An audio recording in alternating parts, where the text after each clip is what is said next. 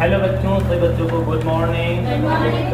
Okay बेटा, आज की क्लास को स्टार्ट करते हैं क्लास इंटर की मैथ के साथ अवकलज की अनुप्रयोग। ठीक है, तो आज की क्लास में स्टार्ट करते हैं 17 नंबर के सवाल के साथ। ठीक है, इसके पिछले वाली क्लास में 16 नंबर तक के सवाल हो चुके हैं, तो आप लोग क्या करेंगे 17 नंबर से आज की क्लास को पढ़ेंगे। ठीक है, देखिए 17 नंबर सवाल में लिखा है हवा के एक बुलबुले की त्रिज्या, ठीक है, 1/2 सेंटीमीटर प्रति सेकंड की दर से बढ़ रही है। ठीक है, किसकी बुलबुले, ठीक है, पानी का बुलबुला। ठीक है, ओके, इसकी त्रिज्या बढ़ रही है। ठीक है, तो सबसे पहले क्या लिख लेना, माना हवा के एक बुलबुले की त्रिज्या। ठीक है, माना हवा के एक बुलबुले, हवा के एक बुलबुले की त्रिज्या क्या है, आर। ठीक है, देखो आपको यहाँ पे दिया क्या है, यहाँ पे दिया है सेंटीमीटर प्रति सेकंड की दर से बढ़ रही है, मात्रा को समझेंगे। ठीक है, और त्रिज्या तो क्या हो जाएगा आपको dr/dt, ये आपको दिया है कितना 1/2 सेंटीमीटर प्रति सेकंड, ये आपको दिया है। ठीक है, क्वेश्चन में दिया है। आगे बढ़ेंगे, लिखा है बुलबुले का आयतन किस दर से बढ़ रहा है जबकि r बराबर त्रिज्या बराबर 1 सेंटीमीटर। ठीक है, किस दर से आयतन बढ़ रहा है, तो आयतन क्या होता है आपका v। ठीक है, पहले तो v होता है। ठीक है, किसका आयतन पूछ रहा है, इसका बुलबुले का। ठीक है, तो यहाँ पे लिखेंगे, अच्छा बुलबुला कैसा होगा, गोल होगा ना, तो यहाँ पे बुलबुले यानी गोल का आयतन भी लिख सकते हैं। ठीक है, ठीक है, तो यहाँ पे बुलबुले, यहाँ पे लिख लो बुलबुले, यानी यहाँ पे ब्रैकेट में लेना गोल। ठीक है, याद रहेगा कि गोल का है। ठीक है, गोल, हाँ लिखो गोले का आयतन। ठीक है, गोले का आयतन बराबर क्या होता है, v बराबर क्या होता है 4/3, क्या होता है बताइए, आप सही बताएं, 4/3 बता दिया, क्यूब होता है। ठीक है, ठीक है, तो क्या होता है v बराबर 4/3 पाई r क्यूब। ठीक है, आपको ज्ञात क्या करना है, dv/dt, ये आपको ज्ञात करना जब r बराबर 1 सेंटीमीटर, ये क्वेश्चन में बोला है। ठीक है, बढ़ रही है। ठीक है, अब जो आपको v बराबर दिया है बेटा, वो दिया है 4/3 पाई r क्यूब। अब इसका अवकलन कराएंगे, t के सापेक्ष होगा, क्योंकि जो परिवर्तन आता है वो समय के साथ आता है। ठीक है, ओके, तो यहाँ पे हो जाएगा dv/dt बराबर 4/3 बाहर। ठीक है, साथ में पाई भी बाहर। ठीक है, इनटू में r क्यूब का कराएंगे तो 3r² हो जाएगा। r का भी यहाँ पे करना पड़ेगा क्योंकि आप t के सापेक्ष कर रहे हैं। ठीक है, तो यहाँ पे हो जाएगा बेटा dr/dt हो जाएगा, dr/dt 1/2 दिया है। ठीक है, तो ये हो जाएगा आपका dv/dt बराबर 4/3 पाई, और यहाँ पे r²। ठीक है, और यहाँ पे हो गया 1/2 से 2 4, यहाँ पे ये वाला 3, हाँ ये 3 से 3 काट दोगे, चलो कौन सा नीचे वाला, ये वाला, हाँ ये हट जाएगा। ओके, आप देखो आपका, आप देखो क्या करना है, dv/dt जब r बराबर कितना होना चाहिए, 1 सेंटीमीटर होना चाहिए, तभी तो ज्ञात करना है। तो यहाँ पे लिखना r बराबर 1 सेंटीमीटर, तो यहाँ पर देखो 2 बचा, आगे पाई है, यहाँ पे क्या लिखेंगे, इनटू में 1 का स्क्वायर लिखेंगे। क्या लिखेंगे आप, 1 का स्क्वायर लिखेगा, गुणा कराएंगे तो क्या आ जाएगा आपका 2 पाई आ जाएगा। ठीक है, तो यहाँ पे क्या आ जाएगा बेटा 2 पाई आ जाएगा। ठीक है, आप बताओ इसका मात्रा लिख दो, मात्रा क्या लिखोगे, क्योंकि आयतन है क्यूब होगा। ठीक है, तो इसका मात्रा हो जाएगा सेंटीमीटर क्यूब अपॉन प्रति सेकेंड। ठीक है, ये आपका हो जाएगा 17 नंबर के सवाल। ठीक है, तो ओके बेटा, आप लोग इस सवाल को नोट कर लीजिए, और जो बच्चे चैनल पे नए हैं उसको सब्सक्राइब जरूर कर लेंगे, और अपने दोस्तों को भी क्लास जरूर शेयर करेंगे। ठीक है, ओके बेटा, क्लास को लाइक भी करते चलेंगे। ओके, नोट कर लीजिए। ओके बेटा, देखते हैं सवाल नंबर अब आपका 18। ठीक है, देखिए 18 नंबर में क्या लिखा हुआ है, 18 में लिखा है एक स्थित झील में एक पत्थर का टुकड़ा डाला जाता है।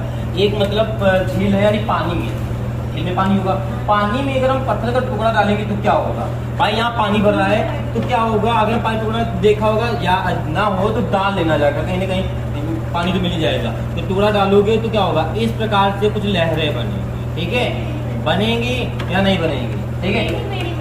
टेढ़ी मेढ़ी तो यहाँ से टेढ़ी मेढ़ी हो गया, ठीक है, लहरें बनेंगी। यानी क्या होगा, समय के अनुसार किसमें, त्रिज्या में परिवर्तन होगा और त्रिज्या के साथ आयतन बढ़ेगा, ठीक है। यही तो होगा भाई, जितना ये समय क्या होगा, ये तो नहीं होगा हमने पकड़ डाला एकदम पूरे फैल गई, धीरे धीरे तो लाख तक नीचे बाहर तक जाएंगे, ठीक है, पानी के बाहर तक, ठीक है, जहाँ तक लाख होगा पानी वहाँ तक कम होती हुई जाएंगे, ठीक है। तो वही क्या होगा, त्रिज्या की बढ़ेगी। जो आपका वृत्त बन रहा है भाई, ये वृत्त बनाना, वृत्त बनता जाएगा समय के साथ, ठीक है, इसके साथ टी के सापेक्ष, ठीक है।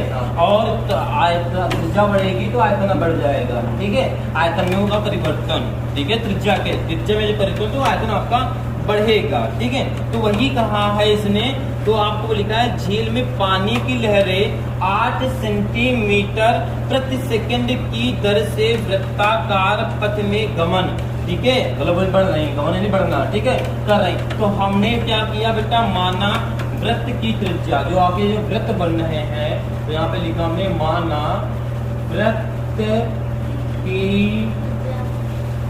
त्रिज्या, ठीक है, माना वृत्त की त्रिज्या r, ठीक है, माना वृत्त की त्रिज्या क्या है, r है, ठीक है। अब अगर देखो आगे तो इसमें दिया भी है, जहाँ पे देखो कहाँ गया, देखो 8 सेंटीमीटर प्रति सेकंड से कुछ समझ में आ रहा है, क्या है बताइए, dr/dt, ठीक है। 8 सेंटीमीटर वाली बात तो आपकी त्रिज्या की होती है, मात्रा आपको पता है मीटर भी होता है, लेकिन यहाँ पे मीटर तो है नहीं ना, है तो त्रिज्या, हम त्रिज्या तो लिखेंगे, ठीक है। आप इसके मात्रक भी से भी समझ सकते हैं क्या दिया है क्या नहीं दिया है, ठीक है।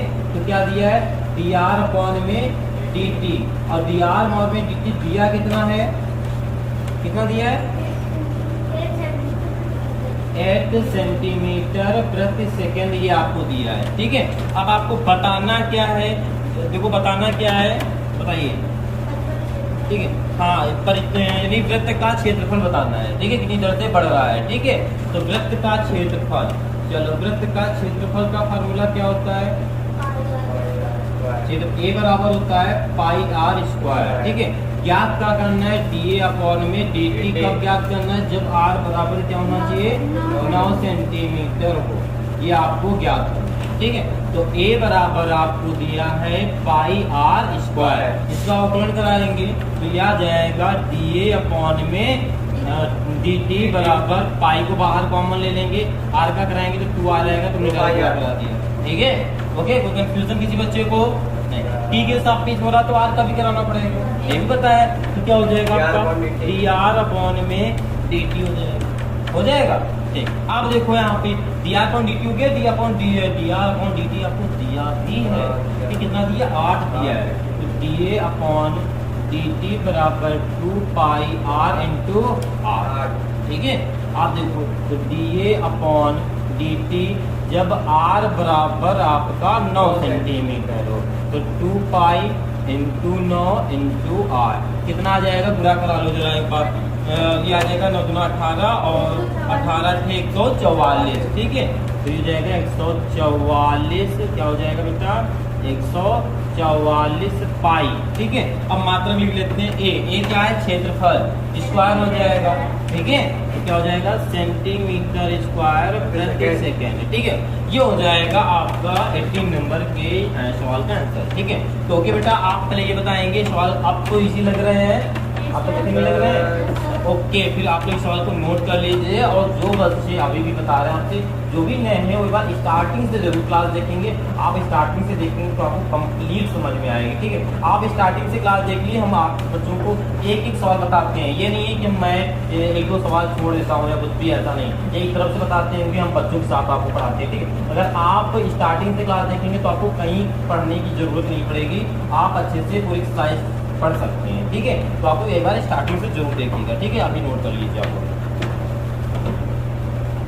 ओके बेटा, देखते हैं सवाल नंबर अब आपका 19, ठीक है। देखिए 19 में क्या लिखा हुआ है, सब बच्चे देखेंगे 19 में, तो 19 में हाँ, एक गुब्बारा जो सदैव गोलाकार रहता है, ठीक है, एक गुब्बारा है सदैव गोलाकार रहता है, ठीक है, गोल है, तो यहाँ पर जो भी यूज करेंगे तो हम गोले का ही फार्मूला यूज करेंगे, ठीक है, आयतन क्षेत्रफल जो भी होगा, ठीक है, जो भी आगे कहेगा, ठीक है, ये याद रखिएगा। आगे लिखा है का परिवर्तनशील व्यास, देखो इसका व्यास दिए है, और यक्स के सापेक्ष आयतन के परिवर्तन की दर बताना ज्ञात है। ठीक है, तो गोला जो होता है हमारा वो इस प्रकार का होता है।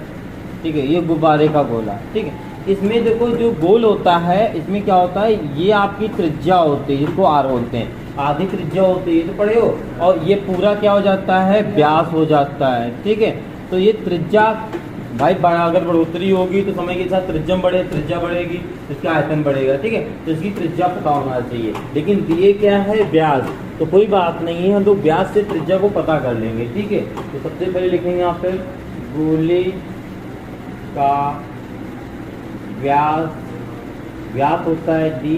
ठीक है, बराबर आपको दे रहा है 3/2 2x प्लस का कितना है बेटा आपका 1। ठीक है, ये आपको व्यास देगा। ठीक है, अब इससे निकाल लेंगे त्रिज्या, जैसे कि गोले की। ठीक है, गोले की त्रिज्या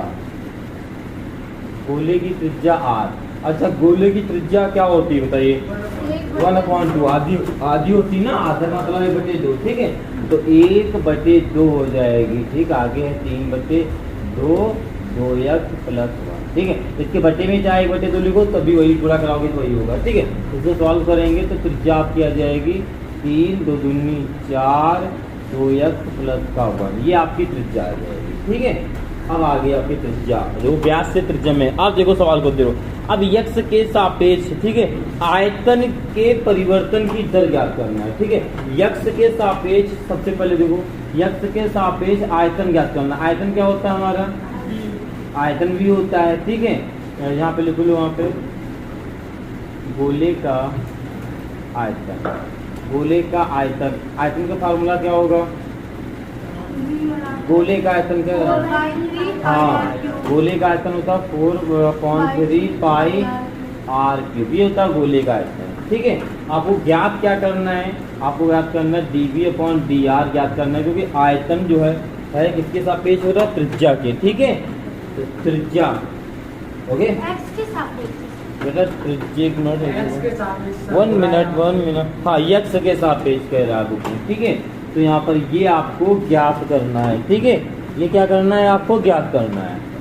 ठीक है, क्या ज्ञात करना है, dv/dx निकालना है।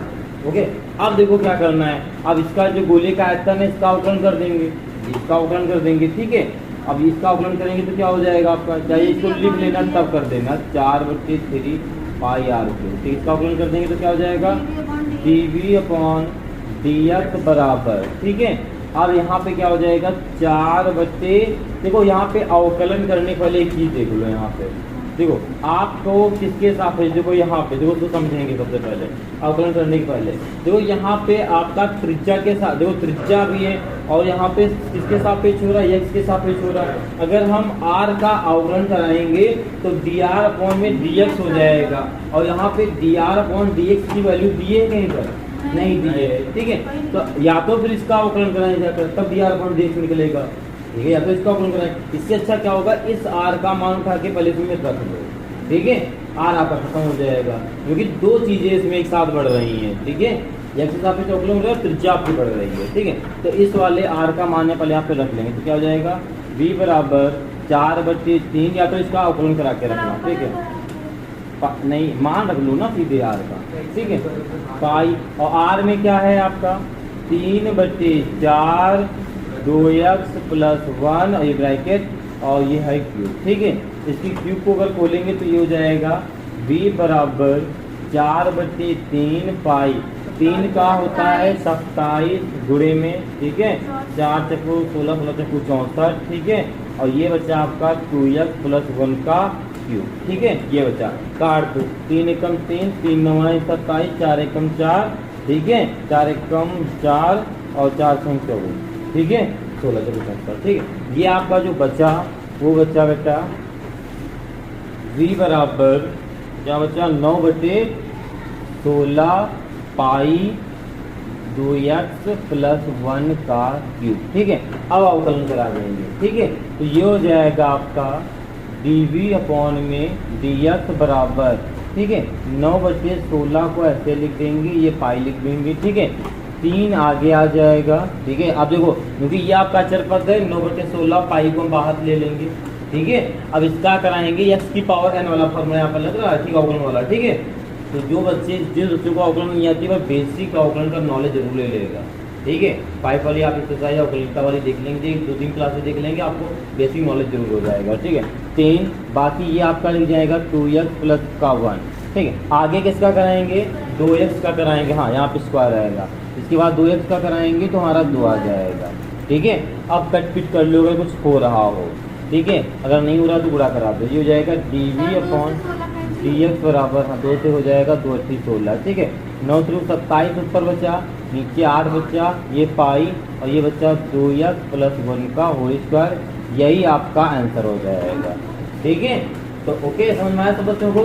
तो ओके, आप लोग इस सवाल को नोट कर लीजिए और सुनिए और इसका मात्रक ये लिख दो कि क्या ऊपर क्या लिखा है, हाँ बिल्कुल मात्रक लिखिए।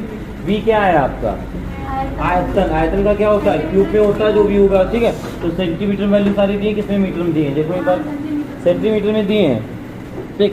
तो यहाँ पे लिख दीजिएगा सेंटीमीटर क्यूब, r x के सापेक्ष हो रहा है तो दूरी होगी सेंटीमीटर, ठीक है। ये आपका हो जाएगा मात्रक, ओके।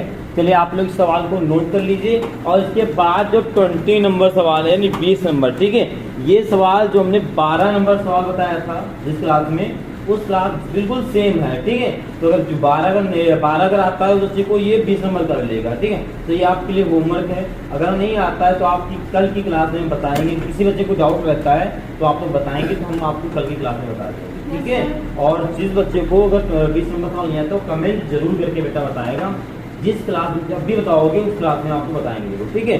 तो क्या बेटा आप लोग नोट कर लीजिए और जो बच्चे चैनल पर नए हैं उनको सब्सक्राइब जरूर कर लेंगे, ठीक है। ओके, आज इतना ही, सभी बच्चों से जय।